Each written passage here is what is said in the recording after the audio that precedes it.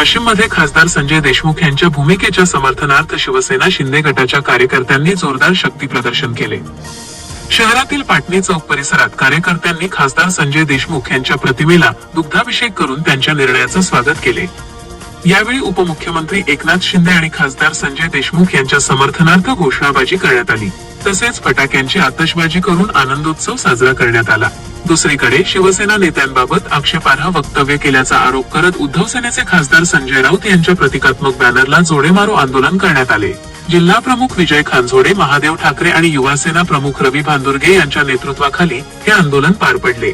राज्यातील राजकीय घडामोडींच्या पार्श्वभूमीवर वाशिममध्ये झालेल्या या आंदोलनाची सध्या चांगलीच चर्चा रंगली आहे।